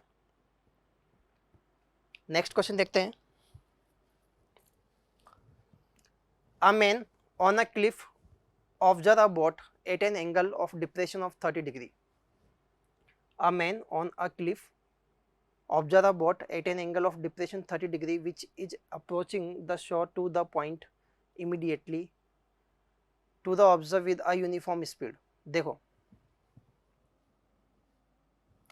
एक आदमी यहाँ क्लिफ पे, यहाँ कहीं चोटी पे बैठा हुआ है, और एक बोट जो है वो इसकी तरफ आ रही है, ये बोट इसकी तरफ आ रही है। ये ऑब्जर्व करता है कि इसका जो एंगल ऑफ डिप्रेशन था वह कितना था, 30 डिग्री। यहाँ पे जो एंगल ऑफ डिप्रेशन था इसका पॉइंट ए पे, वह कितना था, 30 डिग्री। 6 मिनट लेटर, 6 मिनट के बाद the angle of depression of the boat is found to be 60 degree. 6 minute के बाद इसका जो एंगल ऑफ डिप्रेशन होता है वो 60 डिग्री हो जाता है। ये वाला, ये 30 डिग्री था, अब एंगल ऑफ डिप्रेशन ये जो बनेगा ये कितना हो जाएगा, जस्ट 60 डिग्री हो जाएगा। यहाँ लिख देता हूं मैं, आफ्टर 6 मिनट। और ये जो है वो यूनिफॉर्म स्पीड से आगे बढ़ रही है, एक बोट जो है वो इसकी तरफ यूनिफॉर्म स्पीड से आगे बढ़ रही है। 6 मिनट के बाद इसका एंगल ऑफ डिप्रेशन 30 से बढ़ के 60 हो जाता है। तो आपको बताना है, find the total time taken by the boat from the initial point two reach the shore. आपको बताना है कि यहाँ से लेके यहाँ तक पहुँचने में इसको टोटल टाइम कितना लगा। तो यहाँ से यहाँ तक का टाइम तो हमें पता है 6 मिनट लगे, यहाँ से यहाँ तक का टाइम हमें और फाइंड करना है। इस पॉइंट को सी दे दो, इसको दे दो डी। अब एक्चुअल में आपको यहाँ से यहाँ तक का टाइम पता है कि 6 मिनट लगे हैं, लेकिन ये तो एक्चुअल में डिस्टेंस है ना, तो हम इसको पहले डिस्टेंस में कन्वर्ट करते हैं, और डिस्टेंस में कन्वर्ट करने के लिए हमें इसकी स्पीड को मानना पड़ेगा पहले। देखिए हम क्या करते हैं, let speed of boat x metre per minute. मान लो ये बोट जो है ना वो x मीटर पर मिनट से आगे बढ़ रही है, तो 6 मिनट में डिस्टेंस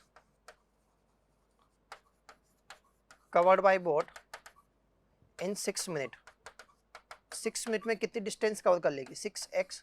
इसका मतलब यहाँ से यहाँ तक की डिस्टेंस कितनी होगी, 6x। अगर यहाँ से यहाँ तक की डिस्टेंस और मिल जाए तो हम यहाँ से टाइम निकाल लेंगे फिर, क्योंकि स्पीड तो हमें पता है ही सही। तो इसको हम थोड़ी देर के लिए क्या मान लेते हैं, y, और इसकी हाइट को थोड़ी देर के लिए h अज्यूम कर लेते हैं। सही है। अब हमारा टारगेट है कि हमें y जो है ना वो x की टर्म में मिल जाए कैसे भी करके। तो दो ट्राइंगल हमारे पास है, वापिस से खेल वही चलेगा, 2 बार ट्रिग्नोमेट्री लगानी है आपको इसमें। In triangle BCD tan 60 degree किसके बराबर हो जाएगा, h/y, या h की वैल्यू क्या आ जाएगी, √3 into y. Equation number 1। In triangle ACD tan 30 degree बराबर h/6x प्लस वाई, और इसकी वैल्यू कितनी है, 1/√3। तो अगर क्रॉस मल्टीप्लाई करोगे तो यहाँ से क्या मिलेगा, √3h बराबर 6x प्लस वाई। आपको क्या चाहिए कि y जो है वो x के टर्म्स में मिल जाए। तो मैं क्या करता हूँ, यहाँ पे h की वैल्यू पुट कर दूँ, यहाँ से h की वैल्यू कितनी रख दो, √3y। अगर √3y रखूंगा तो यहाँ से 3y आ जाएगा, और y जरा के 2y बराबर 6x। तो y की वैल्यू कितनी आ गई आपके पास, 3x। यहाँ से y की वैल्यू क्या आ जाएगी, 3x। अब आपसे पूछा है कि ए से सी तक आने में टोटल टाइम कितना लगेगा। तो आप ये देखो कि ए से सी तक की टोटल डिस्टेंस कितनी है, 9x, और स्पीड कितनी है, x मीटर पर मिनट। तो टोटल टाइम कितना लग जाएगा। टाइम का फॉर्मूला क्या होता है, डिस्टेंस अपॉन स्पीड। डिस्टेंस कितनी है 9x, और स्पीड कितनी है x। तो x कैंसिल होके कितना जाएगा, 9 मिनट। क्लियर है बात। तो ए से सी तक पहुंचने में जो टोटल टाइम लगेगा वो कितना लगेगा हमें, 9 मिनट।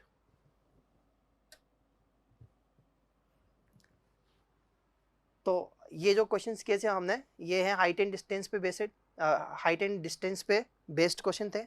और इन सब क्वेश्चन में जनरली एक ही पैटर्न चलता है कि आप सबसे पहले डायग्राम अच्छे से बना दो, उसके बाद जनरली ये होता है कि 2 ट्राइंगल्स बन रहे होते हैं, 2 बार ट्रिग्नोमेट्री आपको उसमें लगानी होती है, 2 वेरिएबल आपको उसमें अज्यूम करने होते हैं।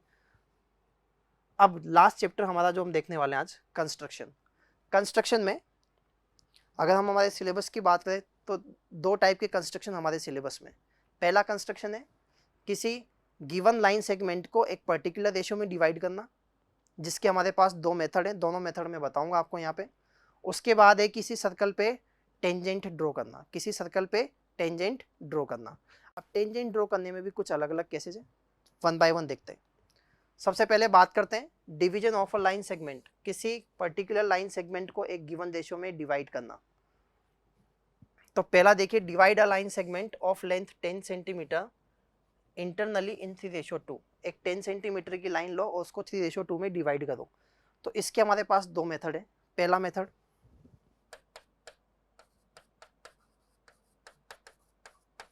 फर्स्ट मेथड, आपको 10 सेंटीमीटर की लाइन को 3:2 में डिवाइड करना है।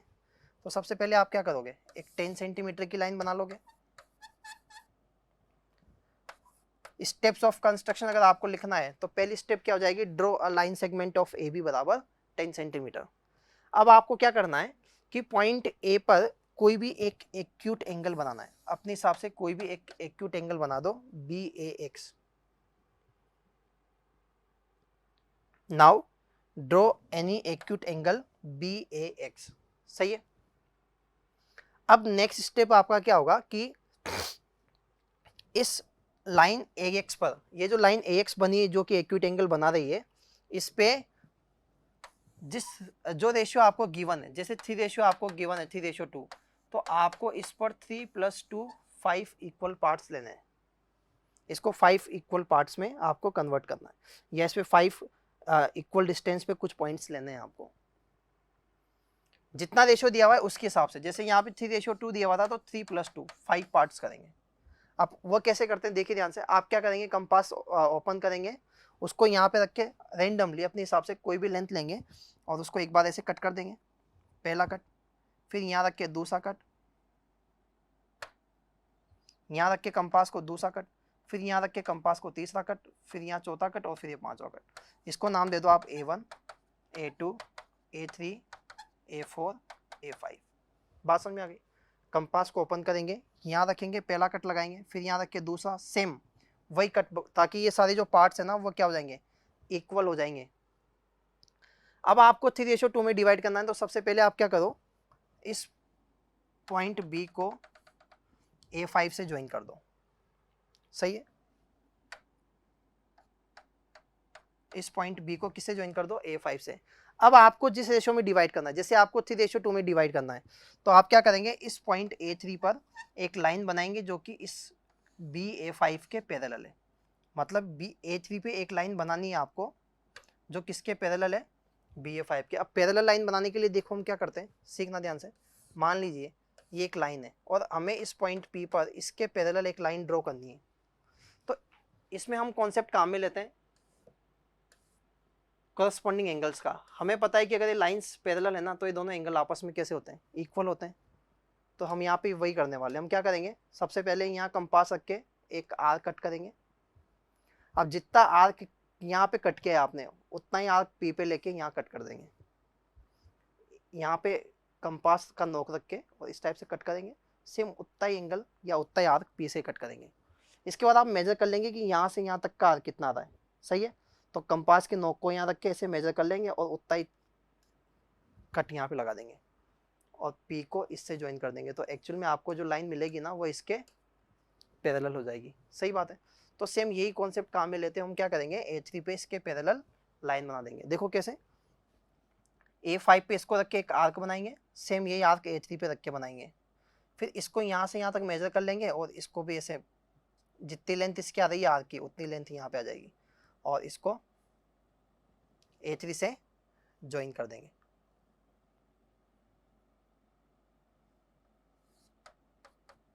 तो ये जो लेंथ आएगी ना,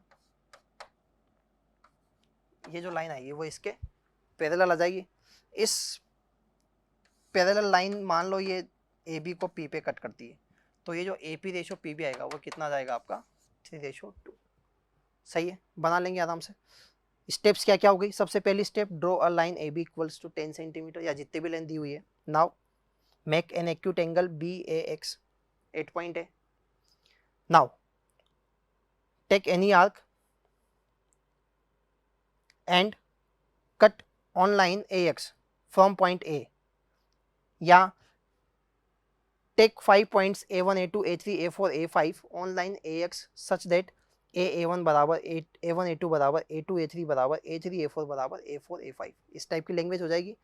इसके बाद join B2 A5. Now draw a line parallel to the BA5 from point A3 which meets line AB at point P.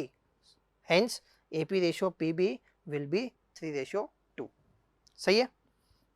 वैसे इसके पीछे लॉजिक क्या रहता है, हम लोगों ने सिमिलर ट्राइंगल में पढ़ा है, बेसिक प्रोपोर्शनल थ्योरम, वही इसके पीछे लॉजिक है। देखो कैसे, देखो अगर ये लाइन इसके पैरेलल है तो ये जिस रेशो में डिवाइड होगी उसी रेशो में ये लाइन सेगमेंट डिवाइड होगा। अब हमें पता है कि ये 5 पार्ट्स जो है वो इक्वल है, तो अगर ये 3 है तो ये 2 हो जाएगा। अगर ये लेंथ 3x है तो लेंथ कितनी हो जाएगी, 2x। तो सेम ये भी कितना हो जाएगा, 3:2 हो जाएगा। सही है। इसका दूसरा मेथड जो है वो देखते हैं। दूसरे मेथड में हम क्या करेंगे, सबसे पहले वही AB लाइन सेगमेंट बनाएंगे 10 सेंटीमीटर का। उसके बाद जैसे पहले किया था, B पे कोई एक्यूट एंगल बनाते हुए एक लाइन ड्रॉ कर देंगे। अब यहाँ पे एक काम हम एक्स्ट्रा करने वाले हैं। हम क्या करेंगे कि जो एंगल हमने यहाँ पे बनाया A पे, सेम उतना ही एंगल हम B पे बनाएंगे। सेम उतना ही एंगल हम कहाँ बनाएंगे, पॉइंट B पे। और बनाने का तरीका क्या होगा, सेम ही होगा। यहाँ पे कंपास रख के एक आर्क ओपन करेंगे, उतना ही आर्क हम यहाँ कंपास रख के यहाँ ओपन करेंगे, फिर इसको मेजर करके और कट लगा देंगे। सही है। तो दोनों एंगल्स आपस में अगर इक्वल हो गए तो ये दोनों लाइंस आपस में कैसी हो जाएगी, पैरेलल हो जाएगी। तो मेन मकसद हमारा ये था कि हम A से और B से जो लाइन ड्रॉ करें ना, वो कैसी हो, एक दूसरे के पैरेलल लाइंस हो। अब इसके बाद हमें 3:2 चाहिए, तो हम क्या करेंगे, इस पॉइंट A से इस पे 3 इक्वल पार्ट्स लेंगे। वही पहले की तरह यहाँ पे कंपास रखा, सपोज ये A1, यहाँ रखा ये A2 और यहाँ रखा तो ये A3। 3:2 है, इस वजह से हम A से 3 पार्ट्स लेंगे, A1, A2, A3, और इधर बाद में रेशियो 2 है, इस वजह से यहाँ 2 पार्ट्स लेंगे, B1 एंड B2। मान लीजिए यहाँ से B1 और यहाँ से रखेंगे तो ये B2। अब हम क्या करने वाले हैं कि B2 को H3 से ज्वाइन कर देंगे, इस B2 को H3 से ज्वाइन कर देंगे। सपोज ये पॉइंट P पे मिलता है, तो ये पॉइंट P जो होगा ना वो इस लाइन 1B को 3:2 में डिवाइड करेगा। अच्छा, इसके पीछे लॉजिक क्या होता है? इसके पीछे लॉजिक होता है क्राइटेरिया ऑफ सिमिलरिटी। अगर हम इन दोनों ट्राइंगल्स की बात करें तो हमें पता है कि ये वाला एंगल इसके इक्वल है और ये वाला एंगल इसके इक्वल है, तो दोनों ट्राइंगल आपस में क्या हो जाएंगे? सिमिलर हो जाएंगे। और दोनों ट्राइंगल्स आपस में सिमिलर हैं तो कॉरस्पॉन्डिंग साइड का रेशियो क्या हो जाएगा? बराबर हो जाएगा। इस वजह से जिस रेशियो में ये डिवाइड हो रही है, देखो ये 3 और ये 2 में डिवाइड हो रही है, तो ये भी किस में डिवाइड हो जाएगी? 3 और 2 में डिवाइड हो जाएगी। सही है। सेकंड कंस्ट्रक्शन जो है हमारे सिलेबस में वो है टेंजेंट्स का कंस्ट्रक्शन। सही है। अब टेंजेंट के कंस्ट्रक्शन में कुछ अलग अलग केसेस होते हैं। जैसे मान लीजिए आपको एक सर्कल दे दिया और सर्कल के ऊपर एक पॉइंट P दे दिया और आपको बोला कि इस पे टेंजेंट बनाओ। सही है। और सेंटर भी आपको पता है। कई बार ऐसा क्वेश्चन पूछते हैं कि जब आप सेंटर काम में मत लो और पॉइंट P पे टेंजेंट बनाओ, मतलब without using the centre draw tangent at point P। तो सेंटर को काम में लेते हुए P पे टेंजेंट बनाओ या काम में नहीं लेते हुए P पे टेंजेंट बनाओ, या फिर एक पॉइंट P जो है वो सर्कल के बाहर है और यहाँ से आपको दो टेंजेंट बनानी है, एक बार सेंटर को काम में लेते हुए, एक बार सेंटर को काम में नहीं लेते हुए। एक बार जब आपको सेंटर नोन है, एक बार जब आपको सेंटर अननोन है। तो देखिए अलग अलग केसेस के लिए कैसे बनाएंगे, सीखते हैं। पहला जो क्वेश्चन हमने लिया है, draw a circle of radius 5 centimetre, 5 centimetre radius का एक सर्कल लीजिए, ले लिया यहाँ पे। Take a point P on it, इस पे एक पॉइंट P ले लीजिए, पॉइंट P भी बना दिया। Draw a tangent to the circle at the point P, और पॉइंट P पे अब आप टेंजेंट बनाइए। तो ये कौन सा केस हो गया? जब आपको, सीखना ध्यान से, सर्कल पे एक पॉइंट पता है और इस पॉइंट पे आपको टेंजेंट बनानी है। तो इसमें देखो हम कॉन्सेप्ट क्या काम में लेंगे। हमें पता है कि टेंजेंट जो होती है वो रेडियस के परपेंडिकुलर होती है, तो हम सेंटर को इस पॉइंट P से ज्वाइन करके रेडियस बना देते हैं सबसे पहले, और रेडियस बना के इस P पे 90 डिग्री का एंगल बना देंगे। 90 का एंगल बनाना हमें आता है कि कुछ आर्क ओपन करके ऐसे कट करते हैं, फिर जितना आर्क आपने ये लिया है उतना यहाँ रख के कट करेंगे तो ये 60 डिग्री बनता है, यहाँ 120 बनता है, और फिर 60 और 120 के बीच में क्या बन जाता है? 90 डिग्री एंगल। तो फिर हमारा टारगेट क्या हो जाएगा? 90 डिग्री बनाना। तो यहाँ पे भी सेम वही चीज़ है, आपको पॉइंट P पे एक टेंजेंट बनानी, तो आप क्या करो, इस सेंटर से P को ज्वाइन कर दो और यहाँ पे फिर आप 90 डिग्री का एंगल बना दो। सही है। तो ये जो 90 डिग्री का एंगल बन जाएगा अगर, तो ये लाइन अपने आप क्या आ जाएगी? टेंजेंट हो जाएगी। क्यों? क्योंकि टेंजेंट जो होती है वो सेंटर के रेडियस के परपेंडिकुलर होती है। सेकंड टाइप का देखते हैं, draw a circle of radius 3 centimetre from a point P 8 centimetre apart from the centre of a circle, draw 2 tangents. ये इंपॉर्टेंट है और ऐसे ही क्वेश्चन हमारे एग्जाम्स में आने के चांसेस ज़्यादा होते हैं। देखो इसमें लिखा हुआ है कि एक सर्कल बनाइए जिसकी रेडियस 3 सेंटीमीटर है, तो हमने 3 सेंटीमीटर रेडियस लेते हुए एक सर्कल बना दिया। 3 सेंटीमीटर कैसे मेजर करेंगे? कंपास को स्केल के रख के बराबर, स्केल को रख के उस पर कंपास को 3 सेंटीमीटर ओपन करके उसके बराबर नाप के और सर्कल बना देंगे। अब आपको बोला गया है कि इसके सेंटर से, मान लो सेंटर O है, यहाँ से 8 सेंटीमीटर की डिस्टेंस पे कोई पॉइंट P लीजिए और इस पॉइंट P से टेंजेंट बनाइए। तो देखिए इसका प्रोसीजर क्या होता है, सीखना। सबसे पहला काम होगा हमारा कि इस लाइन सेगमेंट OP का परपेंडिकुलर बाइसेक्टर बनाएं, क्योंकि हमें इसका मिड पॉइंट चाहिए। हमें क्या चाहिए? इस लाइन OP का मिड पॉइंट। तो OP का मिड पॉइंट निकालने के लिए हम क्या करें? P पे कंपास रख के कुछ आर्क ओपन करें, एक कट इधर लगाएं, एक कट इधर नीचे, यहाँ पे कंपास रख के एक इधर एक कट इधर, सेम उतना ही आर्क ओपन करके एक इधर एक इधर। तो ये जहाँ पे मिलेंगे वो पॉइंट क्या होगा? इसका मिड पॉइंट हो जाएगा। सपोज ये Q है और ये जो लाइन होती है वो कैसी होती है? परपेंडिकुलर बाइसेक्टर लाइन होती है। तो मिड पॉइंट निकालने के लिए हम क्या करते हैं? इस परपेंडिकुलर बाइसेक्टर लाइन बना देते हैं। इसका मतलब Q मिड पॉइंट है, तो Q पे कंपास रख के और एक सर्कल बनाते हैं। Q पे कंपास रख के OP को रेडियस लेते हुए एक सर्कल बनाते हैं, क्योंकि हमें पता है Q मिड पॉइंट था, तो ये जो सर्कल होगा या जो सेमी सर्कल होगा ये O से जरूर पास होगा। अब ये जो सर्कल है ये इस पुराने वाले सर्कल को जिन पॉइंट्स पे कट करेगा उन्हें हम पॉइंट P के साथ ज्वाइन कर देंगे और यही हमारी रिक्वायर्ड टेंजेंट्स होगी। सही है। हमने क्या किया, एक बार फिर से सीखते हैं। आपको ये पता था कि सर्कल है, पॉइंट ओ है, यहाँ पे पॉइंट पी है और इस पी से टेंजेंट बनानी है। तो सबसे पहले आप इसका मिड पॉइंट निकालोगे, उसके लिए आपने परपेंडिकुलर बाइसेक्टर लिया, यहाँ कंपास रख के इसको सर्कल बना दिया। तो जिस 2 पॉइंट पे कट करेगा वहीं पे आप क्या बना दोगे, टेंजेंट बना दोगे। कई बार क्या होता है, आपको क्वेश्चन में ऐसा लिखा जाता है कि भाई सेंटर को काम में मत लो, without using the centre draw the tangents. अब यहाँ पे तो हमने सेंटर काम में लिया है, अगर हमें ऐसा दिया जाता है कि सेंटर काम में मत लो विदाउट यूजिंग द सेंटर, तो हम क्या करते हैं, पहले सेंटर कंस्ट्रक्ट करते हैं। मान लो ये पॉइंट पी दे दिया हमें कि सर्कल के बाद कोई पॉइंट पी है और यहाँ से 2 टेंजेंट बनाओ सेंटर को काम में ले बिना। तो हम पहले सेंटर का कंस्ट्रक्शन करेंगे, उसके बाद फिर इसको बनाएंगे। सेंटर का कंस्ट्रक्शन करने के लिए क्या करते हैं, 9th क्लास हमने पढ़ा है कि the perpendicular bisector of codes passes through the centre. हम क्या करते हैं, रेंडमली कोई भी 2 कोड बना देते हैं और इस कोड का परपेंडिकुलर बाइसेक्टर बना देंगे और इस कोड का भी परपेंडिकुलर बाइसेक्टर बना देंगे। ये परपेंडिकुलर बाइसेक्टर जहाँ मिलेंगे वहीं पे क्या होगा, सेंटर होगा। तो पहले परपेंडिकुलर बाइसेक्टर बना के 2 कोड्स के सेंटर बना देंगे और फिर सेंटर को यूज लेते हुए जैसे अभी हमने कंस्ट्रक्शन किया था वैसे कर देंगे। नेक्स्ट क्वेश्चन देखिए, draw a circle of radius 5 centimetre, draw a circle of radius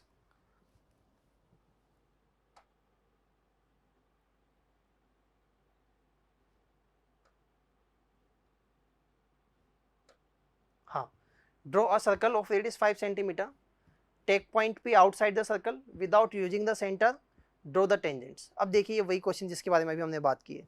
इसने बोला है कि एक सर्कल बनाइए जिसका रेडियस 5 सेंटीमीटर है, तो हमने एक सर्कल बना दिया। ये बोलता है कि सर्कल के बाद कोई पॉइंट P ले लीजिए, तो हमने पॉइंट P ले लिया। अब हमसे बोला गया है कि without using the centre, centre को काम लिए बिना इस पर आप टेंजेंट बनाइए। तो हम क्या करेंगे, सबसे पहले कोई भी 2 कोड बनाएंगे और इनके परपेंडिकुलर बाइसेक्टर लेंगे। परपेंडिकुलर बाइसेक्टर जहां मीट करेंगे वो सेंटर हो गया। अब सेंटर अगर हमारे पास है तो फिर हम क्या करते हैं, तरीका वही है, फिर ओ को पी से ज्वाइन किया, ओ को पी से ज्वाइन करेंगे और इस लाइन सेगमेंट ओपी का परपेंडिकुलर बाइसेक्टर बना देंगे। इसको नाम दे दो सपोज क्यू, क्यू पे कंपास रख के एक सर्कल बना देते हैं जो सपोज इसको ए और बी पे मिलता है। अब पी से ए को और बी को ज्वाइन कर देंगे तो हमें 2 टेंजेंट्स मिल जाएगी। क्लियर है। नेक्स्ट क्वेश्चन देखिए, draw 2 concentric circles of radius 3 centimetre and 5 centimetre, taking a point on outer circle, construct the pair of tangents to the other. देखो आपको बोला गया है कि कोई भी 2 कॉन्सेंट्रिक सर्कल लीजिए, एक की रेडियस 3 और एक की radius 5, taking a point on outer circle, outer circle पे एक पॉइंट P ले लीजिए और इस P से इस इनर सर्कल पे टेंजेंट बनाइए। Construct the pair of tangent to the other. आपको क्या करना है, 2 कॉन्सेंट्रिक सर्कल बनाए, एक की रेडियस 3 थी एक की रेडियस 5 थी, ये हम बना लेंगे आराम से। बाद वाले सर्कल पे एक पॉइंट P लेके इस पे टेंजेंट बनानी। तो देखो क्वेश्चन हमारे पास वही है कि एक सर्कल है जिसके बाद कोई पॉइंट है, यहाँ से आपको टेंजेंट ड्रॉ करनी है। तो तरीका क्या हो गया, आप P से O को ज्वाइन कर देंगे, इसका परपेंडिकुलर बाइसेक्टर बना के मिड पॉइंट निकाल लेंगे और इसको सेंटर लेते हुए एक सर्कल फॉर्म करेंगे। तो ये जिस पॉइंट पे कट करेंगे उसी पॉइंट पे आप क्या करें, टेंजेंट बना दे इस टाइप से, P A and P B. सही है।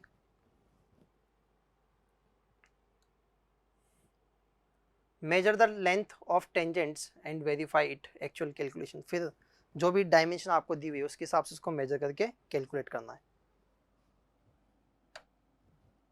Last question, draw a circle of radius 4 centimetre, एक 4 सेंटीमीटर रेडियस का सर्कल बनाइए।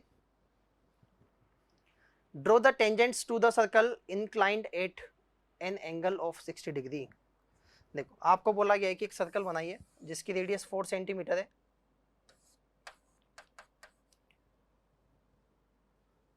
इस पे किसी पॉइंट P से 2 टेंजेंट आपको बनानी है और इन दोनों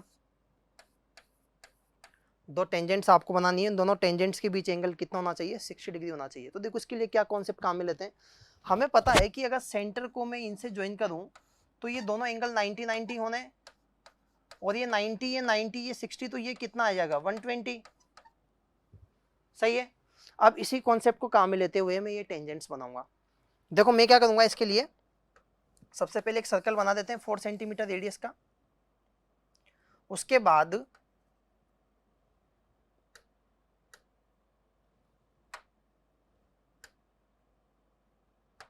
देखो एक सर्कल बना दिया जिसकी रेडियस कितनी है 4 सेंटीमीटर। एक रेडियस भी बना देता हूं मैं कोई सी भी इसमें, ओ ए। अब मैं यहाँ पे 120 डिग्री का एंगल बनाते हुए एक दूसरी रेडियस बनाता हूँ। एक दूसरी रेडियस वो बनाऊंगा जहाँ जो एंगल कितना बनाती है 120 डिग्री। 120 डिग्री का कंस्ट्रक्शन हमें आता है। अब हमने यहाँ पे इन दोनों रेडियस के बीच एंगल कितना बना दिया 120 डिग्री। अब यहाँ पे एक टेंजेंट बना दे या एक परपेंडिकुलर लाइन बना दे, तो यहाँ पे कितना एंगल फॉर्म करेंगे 90 डिग्री।